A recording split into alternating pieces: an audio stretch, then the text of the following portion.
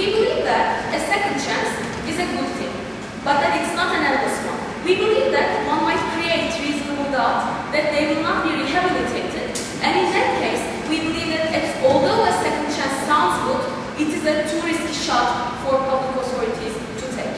I'm going to talk about 2 points. First of all, I'll explain the rationale behind this and explain that the risk of reoffense is too high and why we can presume that there will be no rehabilitation after this point. And secondly, I'll explain why it's important to protect the society, and I'll explain you a trade-off between the rights of the offender and the rights of the society, and explain why this motion is in fact legitimate. First of all, how are we going to do this? We believe that after the second crime, we believe that in the third crime, we just issue a life sentence without the possibility of a parole, and we do it for violent crimes, such as homicide, such as armed assaults, such as assaults, rapes, or arsonic, and such violent crimes that actually exhibit a certain degree of violence. So first of all, what's the rationale behind this? We accept that people might have problems. We accept that they may be caused by social conditions, by psychological conditions, and there are the rational reasons. We also believe that there might be some irrational and even unacceptable reasons that push people to commit crimes, like being irrational, not thinking right, or just being too violent. But we believe that we can punish these people and rehabilitate them. Why do we do that? Because we believe that we stand a chance and hope that after they are punished, they will return to society and live with us as harmonious citizens, such as anyone else. Why do we do that? Because we have no proof to the contrary. We have no proof that this person is not able to be rehabilitated, is not able to return to society as another harmonious part of the society. This is why we believe that the presumption, although there is a risk, we believe that the presumption is in the way of protecting the criminal. But what happens in case of reoffense that changes the entire calculus, the entire mechanism that works for the rest of the people? We believe that a bold red line is crossed repeatedly and manifestly. And what does it show to us about that person? First of all, we believe that that person is incapable of showing any remorse, any regret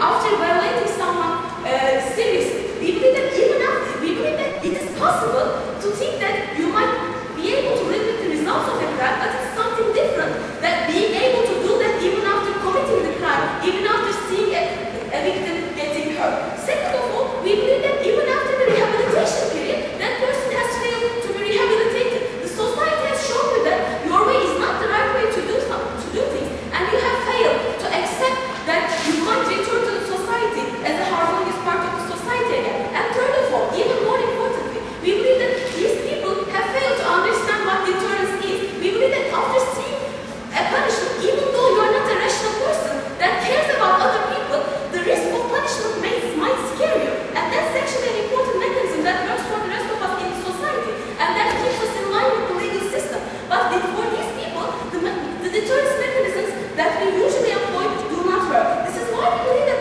when our classical mechanisms fail to work, we have no reasonable doubt to believe that these people will return to the society as other harmonious parts of the society. And at this point, we have to accept that although it is possible for even a fourth offender not to commit a crime for the fifth time, we believe that the risk analysis is completely different from the other people. Now it is too risky for them to return to the society. And why do we think that discretion from public authorities is not enough? And why life sentence without the possibility of parole should be necessary and not a point of discretion? Because first of all, as I have explained, the risk is too high. And second of all, we believe that their cost and benefit analysis changes if we make that a point of discretion. We believe that these people will not be as afraid of the punishment, and they will be more inclined towards committing a third crime. And most of all, we believe that the sense of security of the society will also change. If you think that the third offender might return to the society after a third crime, although that person might not commit the crime again, we believe that your sense of security is hurt. And after that, we believe that this discretion is not deserved. And before passing on to my second point, yes. Okay, say that reasonable doubt would disappear after like 5 years. Why wouldn't say that a reasonable doubt would disappear after like 5 years? Why wouldn't they be able to go back to society? For the reasons that I have just listed in the last minute, we believe that first of all, their cost and benefit analysis would change, and they believe that they will go out. This is why this would decrease their deterrence.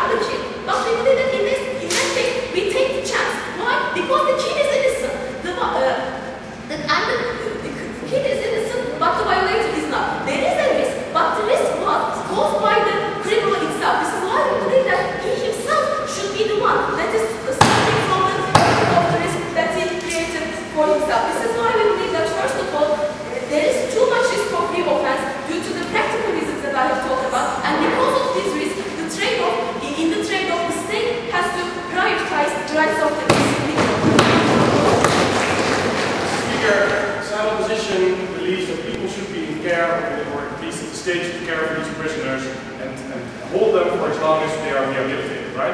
So inside, government tells us when there's reasonable doubt that they're not rehabilitated, we concede that that would probably not be a good idea to let them go, right? What we're going to tell you is that when we do think that it would be a good idea to let them go, we would probably be happy to let them go even if they have recommitted several crimes, right? So basically, I'll be bringing you one point, which is rehabilitation. Talk about that. Firstly, a couple of points of rebuttal that I counted. What she tells us, the Prime Minister, is this idea of like punishment is rehabilitation, right? We think that should be enough for individuals. We don't think so. And the obvious reason for that is that apparently they're not rehabilitated, right? Because apparently they keep recommitting these crimes. So what we think is much more beneficial to criminals, I'll talk about that later, is changing their behavior in a way so that they can return to society. Secondly, they talk about this idea of like, these people don't really care because they committed crimes. Equally, she tells us that it is often like different incentives that make sure that this happens, right? So like socio-economic reasons, or like poverty reasons, or whatever. So those things are like can't go together, right? Because like there can be circumstances of why these individuals do these kinds of crimes, right? When they are in gangs, when they are in terrible neighborhoods, when they are forced to commit like robberies or murders simply because to survive, right? So we don't think it's necessarily their fault that they do it, right? Lastly, she says there's a sense of safety when we lock these people up for the rest of their lives, right? We think safety in society is often perceived with how criminality truly is, right? How much criminality people truly see. So when a serial killer is released and I see it on television, I don't really care, right? But when my car is coming, I do care. So the difference between that is that the amount of criminality that people are truly confronted with is what they care about. So if we can prove that that's less on our side of the house, we win that one as well. So let's start. Firstly, on rehabilitation. So what we say is that side opposition believes that primarily the purpose of correcting offenders is rehabilitating them completely, right? So what happens today in the status quo is that there's a sentence for like 1 year, and what happens then is that they get released. And we agree that that's insufficient, right? Because they re-offend. What we also say is that we think the state should like use the time to rehabilitate this person as long as that's required, right? As a sort of alternative. Why do we believe they should? First of all, because we think that these people can be like a potential value to society, right? So they can work, they can live, they can be important to other individuals. We think it's not always a good thing to remove them completely, right? Secondly, we think these individuals can be happy in future times, right? That's simply impossible when they're forever in jail because they can't maximize their rights, right? They can't do anything.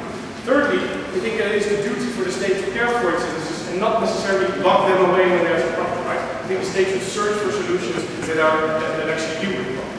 So we say that a lot of these offenders don't want to recommit crimes, right? It's not like it's enjoyable to rob another bank, right? They probably be they probably wouldn't want to do it, right? So if it is true that like doctors or whatever don't think somebody is rehabilitated, they shouldn't let them go, right? So what we're saying is that often the state filled upon these people, right? Filled upon the neighborhoods they're in because they're in poverty, or filled upon education because these individuals can't pay for it, right? So what we're saying in the first place is that the state should improve these situations. But what we're also saying is that the state now has a double burden to care for these individuals because we failed them in past times, right? So when Prophet talks about recidivism and how these people recommit these crimes, we say it's only because they haven't been truly rehabilitated, right?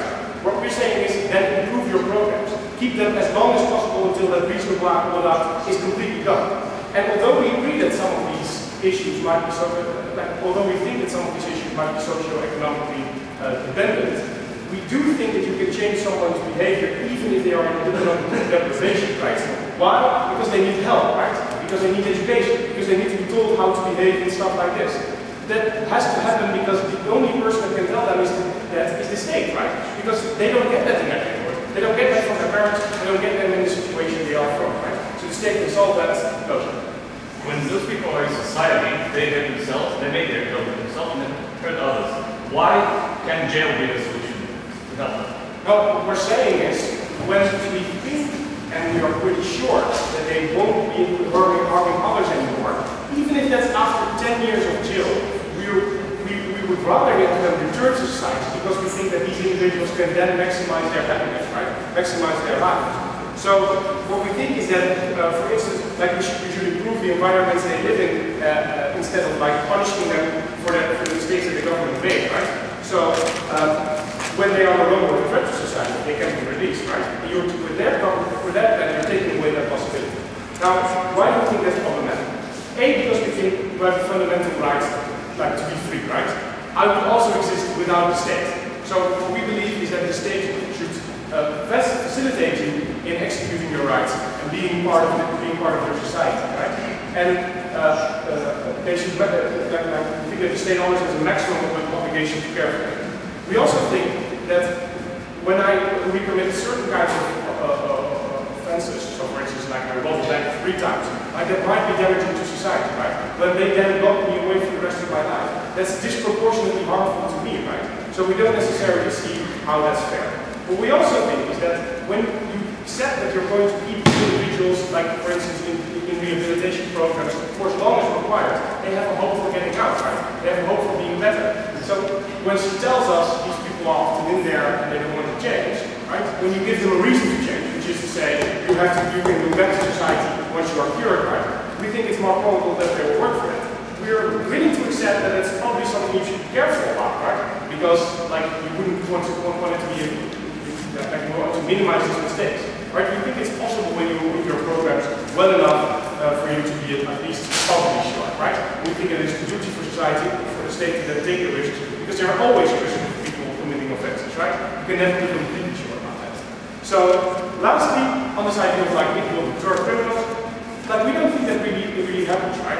We think that criminals don't rationally calculate the risks of committing a crime, right? So, for instance, when they do commit a crime, like apart from it being like because they have to, it's always often because like they won't be the one getting caught, right? So we don't necessarily think that their plans will deter more criminals from committing the offenses that happen today. Ultimately, we think this debate is about whether or not we should let people back into society that we believe are worth it, and we are about society.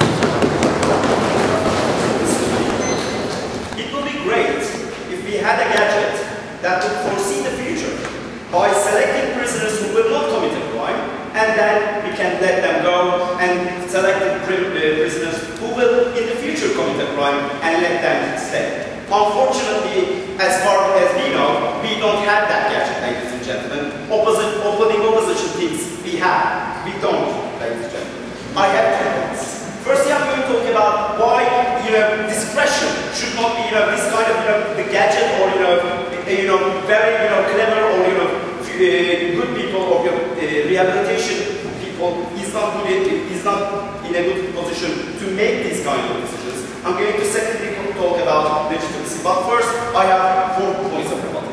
Now, the main premise of the opposition case is this: we can exactly know that person, prisoner, after committing a second crime, when a rehabilitation officer can have interviews with that person, can exactly say that person will not commit a third crime. That's simply not true, ladies and gentlemen, because of the reasons that Sedat told you and the lack of engagement on those points by the leader of the opposition. Secondly, he told us, well, there might be rational reasons to commit crime. Well, no, okay, you may be poor, this is not a good reason to commit murder, ladies and gentlemen. Murder, thirdly, he said, well, the state should provide welfare. This is not mutually exclusive. We think the state has more reasons to provide healthcare. We think our policy will not change anything about that. Fourthly, he says, well, prisoners should have some rights as well. We don't deny that. And he said, well, I am also myself without the state. But that's a very generic argument, right? Yeah, yes, in general. However, there are exceptions of that, right? We say, and they agree to that. If you are a risk to the society, that the rehabilitation officer can lock you up forever in that prison.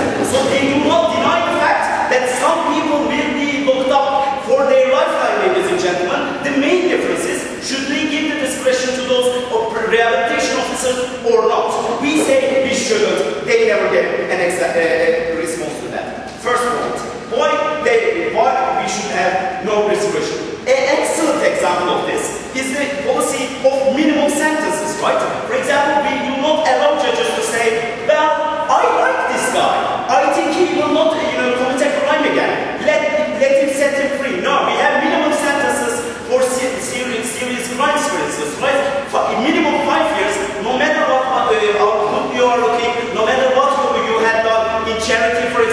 we don't allow it. We don't allow discretion. No, thank you. Why do we do that? Three reasons. Firstly, we think the risk we are taking is a great one, ladies and gentlemen. They can't deny that risk, right? There is a difference of risk between a criminal who had committed only one crime and then, experienced all that rehabilitation stuff and he stayed in prison for like 10 years. We have a good reason to believe that he, had his lesson. We say if that person, again, 2 days later or, 5 years, 3 years later, commits the same act, that means that he didn't get that lesson, and we have a reasonable doubt that he will not get that lesson, ladies and gentlemen, since the lesson, which is 10 years in prison, was clear enough, right? We don't think repeating the sentence will fix anything, since the sentence itself was big enough, ladies and gentlemen. What we say is this: if we have, let's say, even if we have, we say if we have greater risk of, sending a person who has a risk of committing a crime, we are taking a greater risk than a person who committed a crime for the first time. And secondly, we tell you is that this thing is a big risk, ladies and gentlemen. Outcome of that risk is unbearable. We say they simply ignore the cases that once a person goes out and kills another person, that's bad, ladies and gentlemen.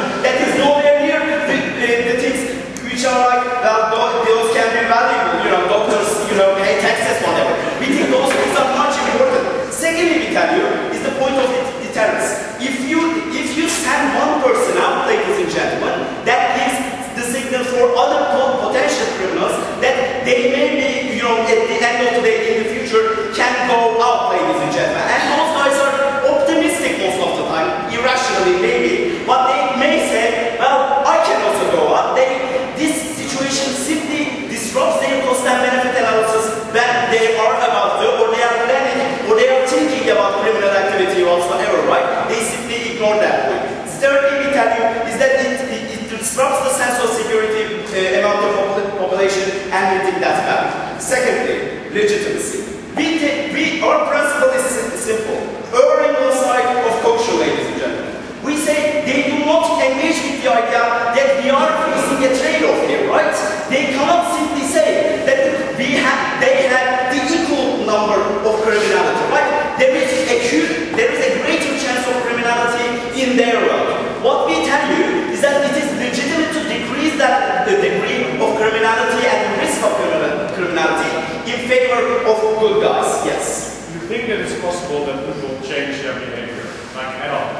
It is always possible, but you should have a concrete proof, ladies and gentlemen, to change. There is a concrete proof that that person won't change, and you do not engage with that analysis. We tell you furthermore that we say that we are not treating individuals as they claim that for the sake of society, sacrificing their rights. What they are doing also is that they are also sacrificing the security of the society, individuals in that society, the people who will be potentially harmed for the sake of criminals. We do not think they have a right to do that. We say if we are in a situation of risk, we should err on the side of caution and protect the innocent and protect those who we think it is more private. In those cases, those people who need the security most and who did not violate the law in the first place. We say the people they are talking about are rapers, murderers, and people who attack other people. We do not think that they have so many rights, so overriding rights over those who didn't commit a crime. What did opening government have told you today? We have told you that we have more security on this side of the house because of the reasons that if there is a concrete proof that rehabilitation doesn't work, then we have more risk of crime. We have also told you that the suppression to authorities is not a good thing, and we have finally told you we are legitimate to do so. Thank you very much.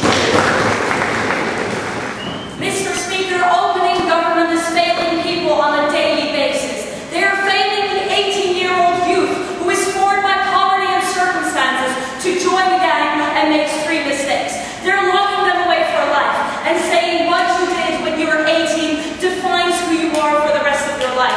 They're saying once you've done 3 wrongs, there is complete proof that you will never do a right again. We say that's wrong.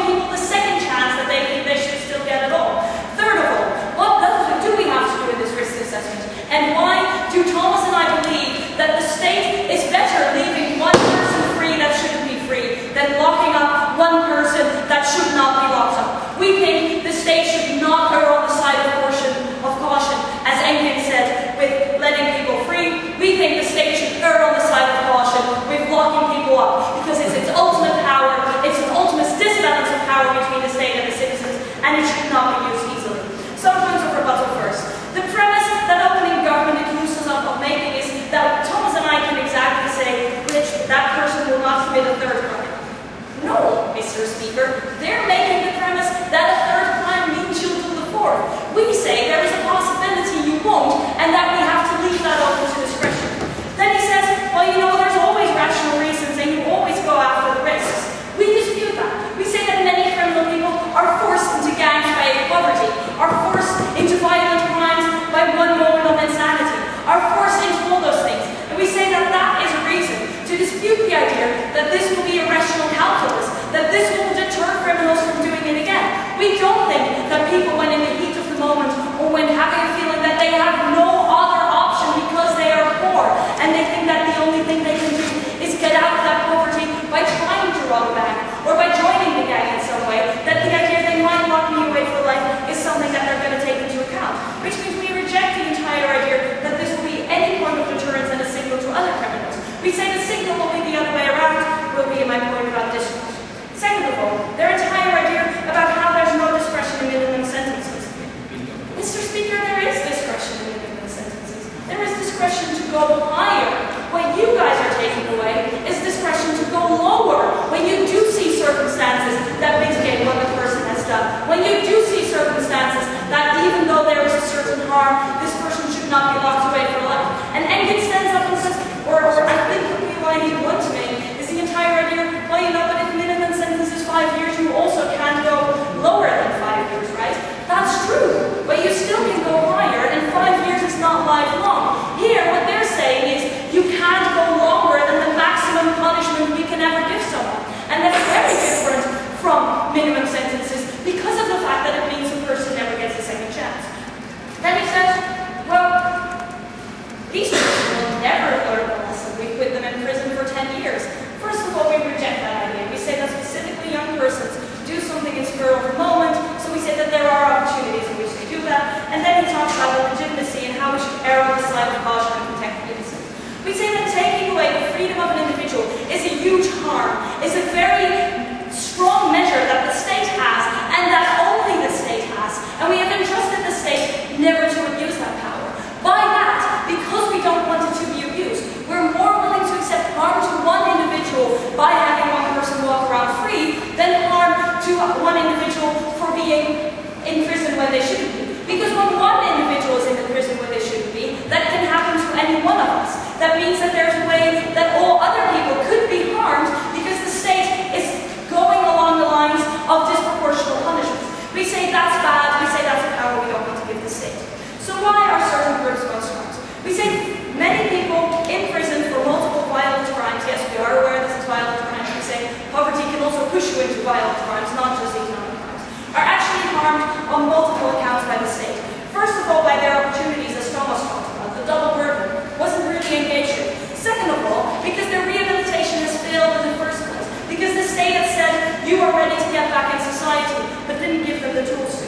We say that actually, there is no complete proof that these people won't change. We say that, for instance, youth are taking away the possibility to ever make more of their life than they have done by now. We think that's a huge harm, and we think that's a harm that's bigger than any small risk that they say we might have on our side of the house. We accept that risk.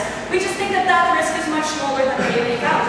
We say that programs like the TBS program in the Netherlands, which means that you are available to the state for rehabilitation, show that there are success rates with psychologists, show that there are success rates with actually assessing whether or not people can get better. We say that that means that the risk is smaller than they say, and that the harms aren't rather quite big. Before I go into my discourse point, if you say that there are rehabilitation programs are so good and so nice, then how can you explain that the person who has experience in because we don't do these rehabilitation programs everywhere, right? The reason why this is not an issue in the Netherlands is because we have the good rehabilitation programs. The reason that this is an issue in the United States is because we screw these people over and do not give them these rehabilitation programs, right? So what does this do to discourse around Florida, guys? So what does this do to discourse? The idea that once a criminal means always a criminal is actually quite problematic. First of all, because it means that they're less likely to be able to move back into society, right? If I hear that someone's been in prison and that the government presupposes that once a criminal tries to put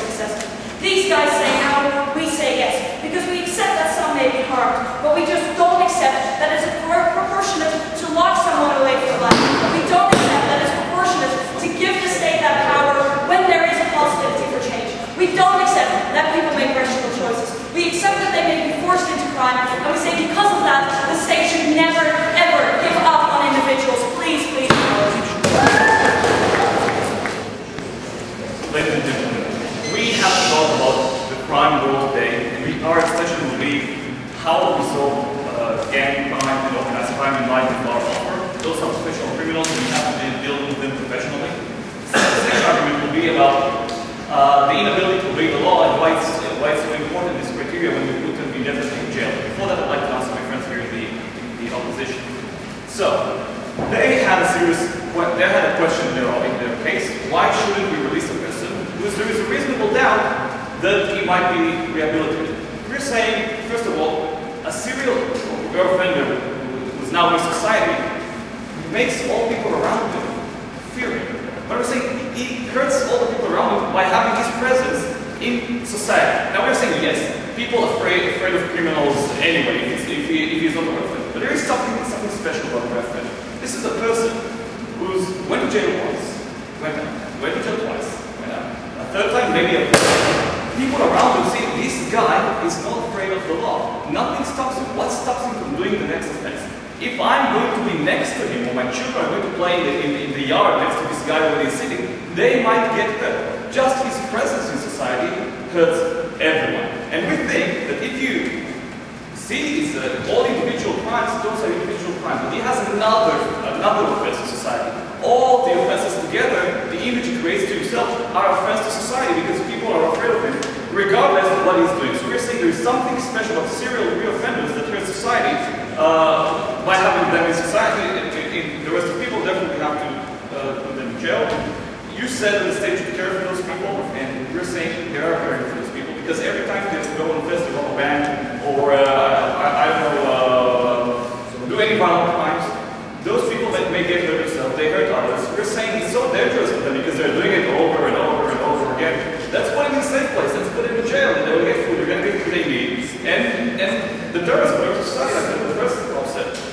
Then you said, oh, you know what? People can live without society. We are free, and if without society we don't hurt them, then we should be out. You're saying, first of all, you cannot be without society. Society is all around us, so it's a very. If you say that you should send it to Antarctica and live without society, so we think jail is a much more humane place. So society is an issue. Then you say there are rehabilitation methods that can work. We say excellent. Why don't you try it the first time? If your best rehabilitation method doesn't work the first, the second, the fourth, and the fifth time, let's go our mechanism. I will go to my arguments, the jail and organized crime. I have to explain to you what's so special about those people. We need to understand that when you have a serial reoffender, this is a professional criminal. This is a guy who probably makes a living out of crime, okay? And how it's related to gangs, because in gangs, what we see is that people advance in the gang itself by going to prison. You have to go to prison if you want to be the next leader in prison, in your gang. Now, we're saying there is a talk between crime outside and the gang. These guys, for example, they tell you have to do this job, then you go to jail for 5 years. We're going to teach you a few things because jail starts to be an academy for crime. All the others of the gang are sitting in jail, they're going out all the time. But you have like an academy for jail, then you go outside, you have connections.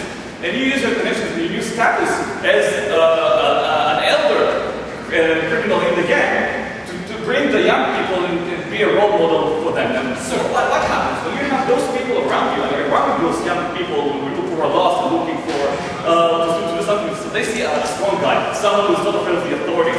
They have some sort of stories that the authorities are against them, but this guy is not afraid of the authorities. And he brings it to the gangs. We're saying there is a cycle.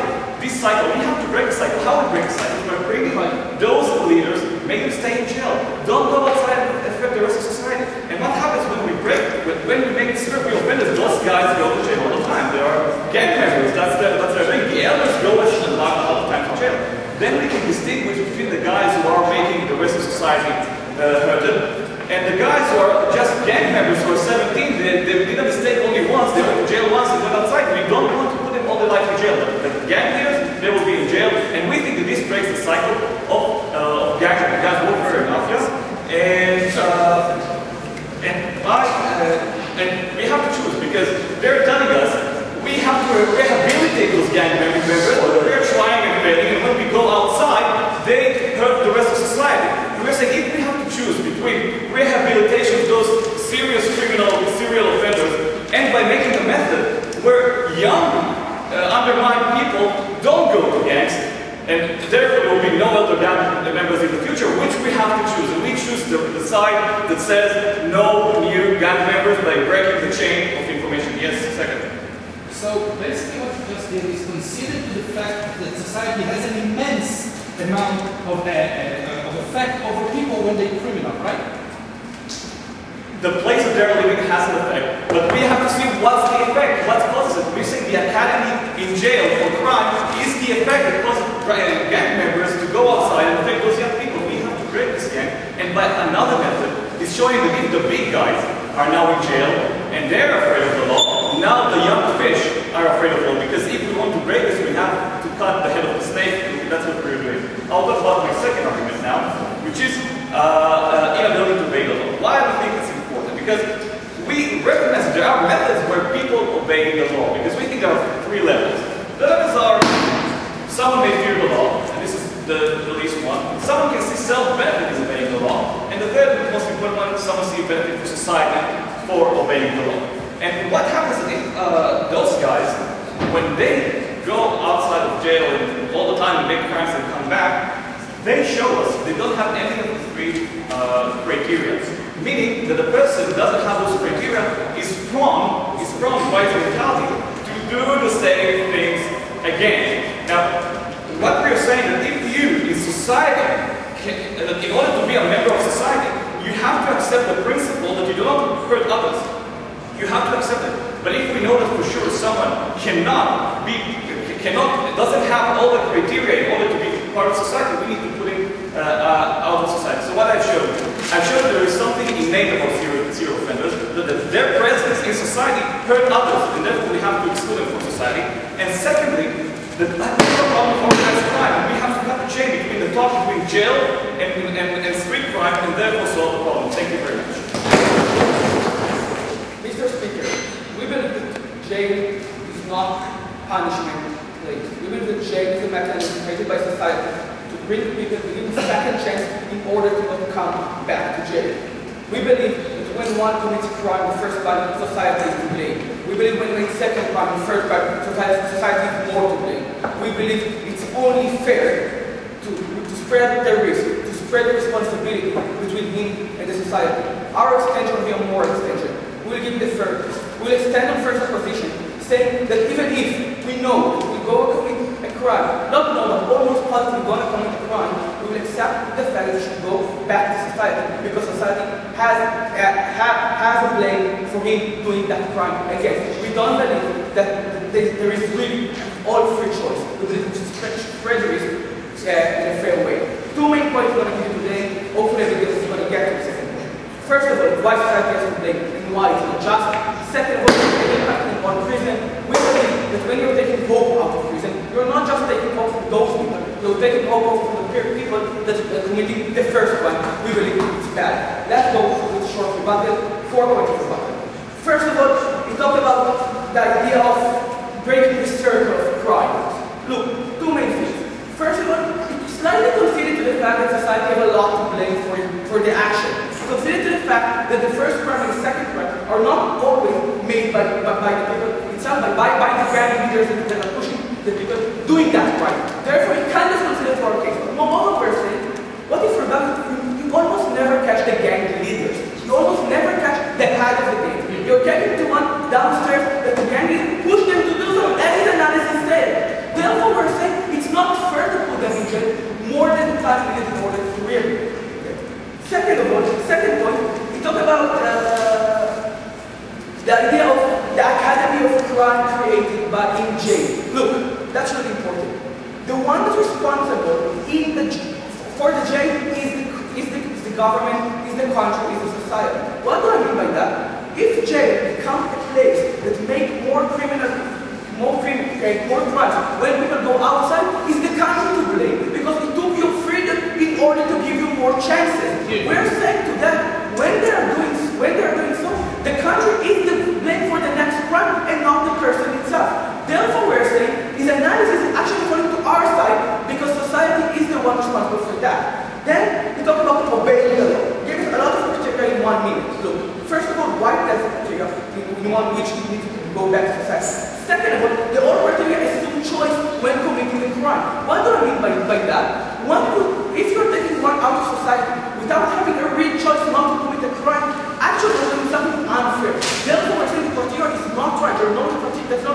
we want to function in our society. Let's go to our point. First of all, just to talk about maybe a deeper analysis, why society always inflating crime. Look, we see a high correlation between poverty, minorities, and crime. We see it all over the world, all over time, in all societies. The question is why? We give you 4 main reasons to start. First of all, education. Secondly, less political power to minorities. Third of all, the minority society enforce less option. Regarding education, we see poor education system in rural areas with less money. We see less extra-political activities. We believe that is a major impact because the place that bear your obedience or give you the idea that you need to obey the country is the educational system. When it's not functioning enough, we are saying the country has to be the one that does not really understand the idea of obedience when it's becoming old. Therefore, we are saying education is a major part of the crime in all the states. Second of all, minority. When you are a minority, you probably live in a poverty area. Moreover, you probably less political power in your society. We're saying let's take away your options. Let's take away your ability to self-fulfill yourself. We're saying when that's occurred, the society has to blend not having those people the same options as other people, therefore pushing them more to commit crimes. Third point that we give you now is the neighborhood society. As analysis shows, in those societies there you have gang members. They look cool. They are the one that control the neighborhood. That's the only option to city life those you see. We're saying when does atmosphere occur, what's really happening is the society sends a message that's the only way you can succeed in life, going back to this gang. We're saying because of all of that, there is less options in those societies.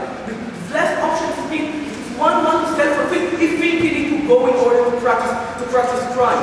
Therefore, we're saying society having a major part in one making crime. First, in this first crime.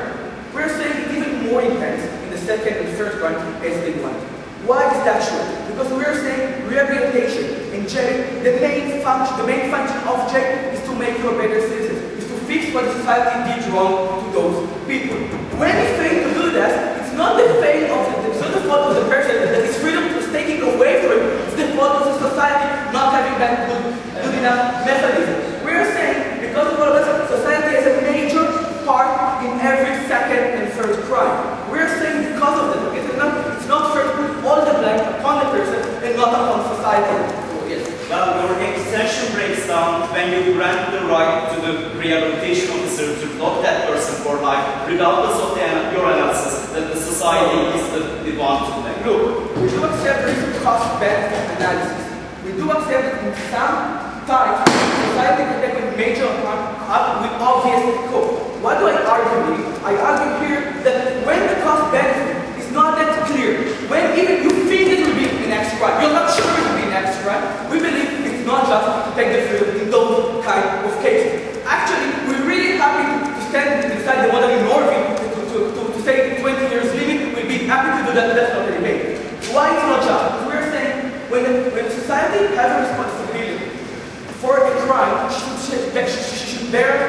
be also responsible for the action and the future. What do I mean by that? It's not just to put the bench upon only one person that wasn't to make the sole responsible for the action. It should be spread among the society, among the members of the society who were to follow. Therefore, even if we think we're going to commit a next crime, we're saying it's not just to prioritize the next victim upon this person because society in both cases, therefore should spread in an equal way, in a just way.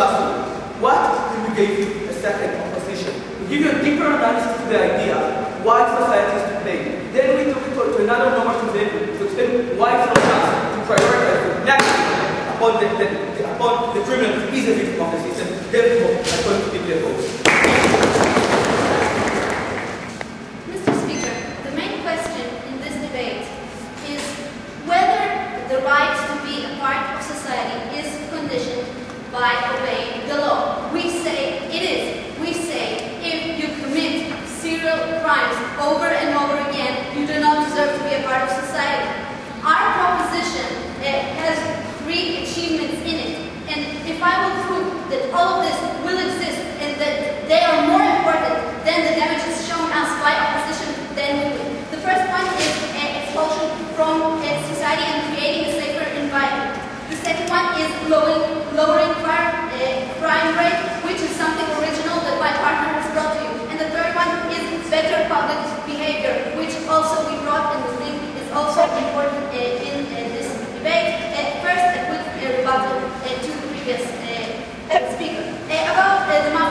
gang members. Right now, if they leave the gang, they know that there is no other way. They will be executed. There is a small chance of leaving. Therefore, it is not really an option to rehabilitate from this situation. Now, about the idea that they never catch the leader of the gang. In order to be the leader, you need to be a serial offender. You need to have this record. It is part of your image. We stop this cycle. About the problem of poverty and education, you know what? There are many circumstances which bring about crime. We say that it doesn't really matter why you did it, because if you did it several times, then rehabilitation doesn't work, and then you do not deserve to be a part of society. And also you're ignoring that there are other reasons which are not society, such as biological reasons, pedophilia, psychopaths that are serial killers, and those cannot be rehabilitated and should go back to society. No, to my first point of expulsions, we say that prison in general must exclude people from society, those people who hurt society more. Now, opposition agrees with us that the government's job is to protect its citizens. Now, we have shown you on side proposition that harming society is more important than the individual. We say that if there is a risk of people getting hurt, and there is a risk because rehabilitation didn't work, and there are other effects such as the environment, which rehabilitation will not work anyway, as my partner has shown you, and we think it is extensive enough. Now, when we consider the individual, criminal, and society, we were told by opposition that most people don't want to commit more crimes. It's an assertion. It is not correct. My partner has shown you that there are many people who desire to go to jail in order to show that they are capable of being a gang member. About the idea of a person can exist in society whether there is a government or not, then we say if this certain criminal would have lived in a jungle far away from other people, then it would be okay to send him, but he comes back to society and he is a ticking bomb. He is someone that has the potential of doing real harm to many people. So when we consider multiple lives and his own life, of course the society wins. Now, about harming someone for innocent mistakes and perpetuating his own situation, so we say if you have made a crime several times, it is not a mistake. You knew what you were doing, and we do not accept the fact that you didn't know. Also, there are few cases. It is minor damage if you consider it to the rest of society. And about perpetuating his situation, well, he's already in a sticky situation right now. We still take care of him. We still give him a bed, water, food, and so on. We do not give up on him as an individual, but we say that he's an individual who doesn't deserve to live with others. He does not enjoy freedom. And why is that? Because he's a ticking bomb. There is a great risk, but the mere presence of him in society, and that is what my partner has shown, is already a risk, because people are threatened. People cannot live in a society where they know that someone is potentially harmful for them, where they know that someone can get out of jail and there's nothing they can do about it, because the government cares more about the criminal than it cares about them. We say it has no right. My second point, lowering crime rate. My partner has shown you that right now there is a severe enough cycle of crime, jail crime, and so on and so on. Now this is something that we know will not go away. This is something that right now we cannot handle. It is sort of a game for those gang members. They have no fear. They have no understanding of the law whatsoever. On the contrary, they live at the base of the law. We say we can stop this chain. Okay, why is it legitimate for the state to lock up somebody who is almost certainly no longer a threat to society? We cannot say that, because if your wonderful rehabilitation program would have worked, then we wouldn't have done that. We assessed it the first time, and if we have made a mistake, then it's a mistake. We cannot assert that once more that is safe. Now, about the criminals, we need to break this cycle. And how do we do it?